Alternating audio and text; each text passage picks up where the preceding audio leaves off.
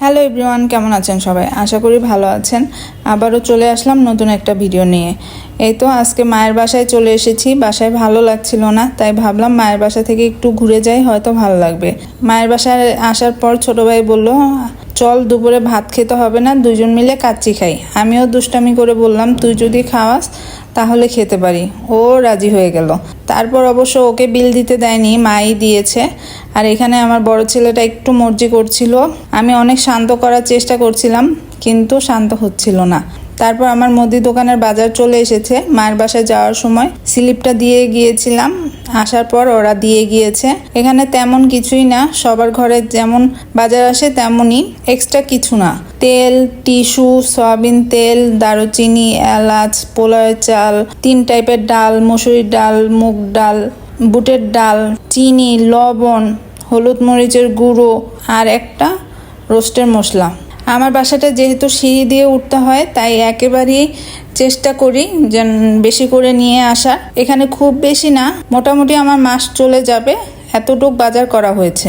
তারপর খুব ক্ষুধা লেগেছিল, ভাবলাম অল্প কটা ভাত আছে, একটা ডিম দিয়ে ভেজে নেই। এই যে ভাতগুলো ডিম দিয়ে ভেজে নিয়েছি। তারপর খাওয়া দাওয়া শেষ করে এখন রাতের খাবারের আয়োজন করব। রাতে খাবারের জন্য ইলিশ মাছ ভেজেছি। আমার আবার ইলিশ মাছ রান্না থেকে ভাজাটা খুবই পছন্দ, তার সাথে যদি হয় শুকনো মরিচ ভাজা আর অল্প একটু ইলিশ মাছ ভাজার তেল, তাহলে তো আর কিছুই লাগে না। তারপর ইলিশ মাছ ভাজার সাথে রয়েছে হলো নোনা ইলিশ দিয়ে পুঁই শাক। কে কে নোনা ইলিশ খেতে পছন্দ করেন বলেন তো?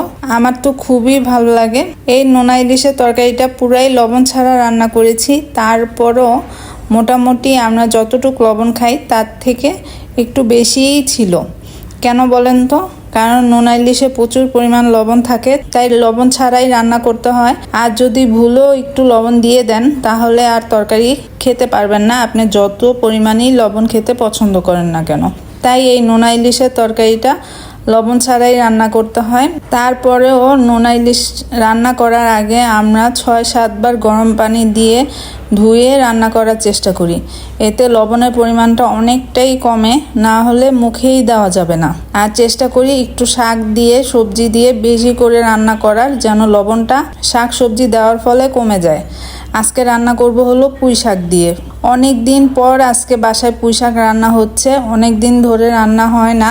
আমি যেন কবে শেষ পুঁই শাক খেয়েছি ভুলেই গিয়েছি। কেন যেন এই কয়দিন আনা হয়নি তাও বলতে পারবো না। এই তো আনি করে আর আনা হচ্ছিল না। আজকে রান্না করার সময় খুব আগের কথা মনে পড়ছিল, যখন মা এই শাকসবজি রান্না করতো। আমি ছোটোবেলা থেকেই শাকসবজির তরকারি খেতে পছন্দ করতাম।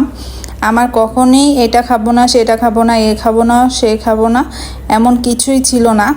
আমি এই টাইপের তরকারি রান্না করলে আরও পছন্দ করে খেতাম। আজ এই পর্যন্তই। ভালো থাকবেন, সুস্থ থাকবেন। আমার ভিডিওটা যদি ভালো লাগে প্লিজ লাইক, কমেন্ট, শেয়ার করে দিবেন। আল্লাহ হাফিজ।